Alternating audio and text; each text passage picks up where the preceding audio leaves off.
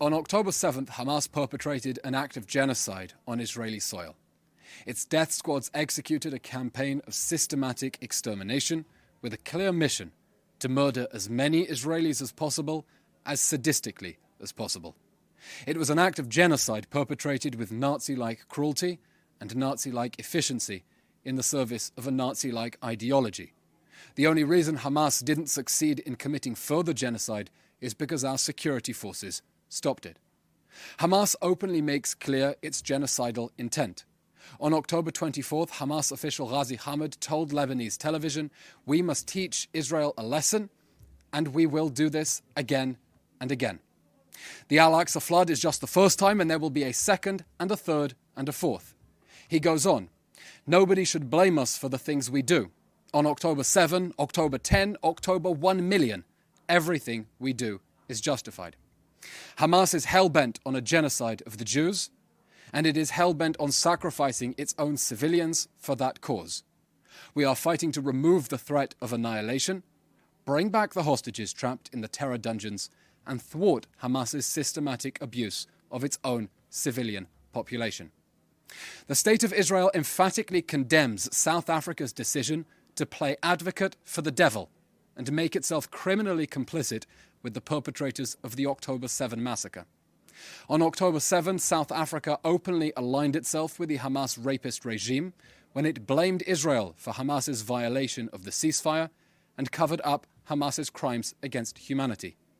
It is now aiding and abetting that machinery of genocide.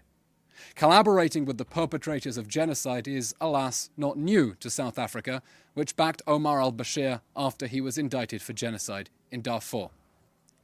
While the Hamas rapist regime does everything to maximize civilian casualties with its despicable human shield strategy, Israel is employing measures unprecedented in the history of warfare to minimize civilian casualties.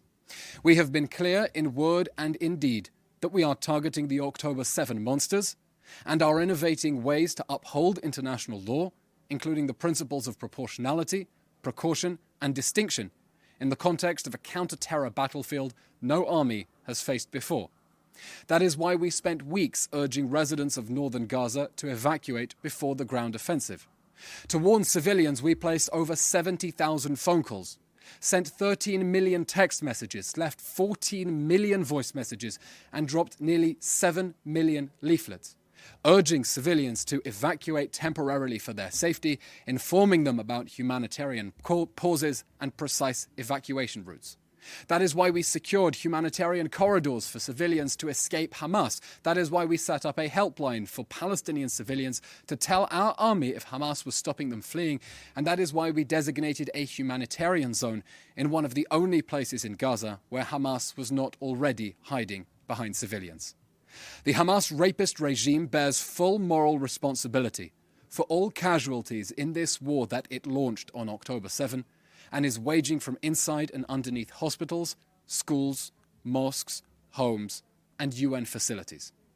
In giving political and legal cover to the October 7 massacre and the Hamas human shield strategy, South Africa has made itself criminally complicit with Hamas's campaign of genocide against our people. It shares culpability for the tragic loss of human life. The State of Israel will appear before the International Court of Justice at The Hague to dispel South Africa's absurd blood libel. How tragic that the rainbow nation that prides itself on fighting racism will be fighting pro bono for anti-Jewish racists. We have no doubt that after the Jewish state brings to justice the perpetrators of the bloodiest massacre of Jews since the Holocaust, history will judge South Africa for abetting the modern heirs of the Nazis. We assure South Africa's leaders, history will judge you, and it will judge you without mercy.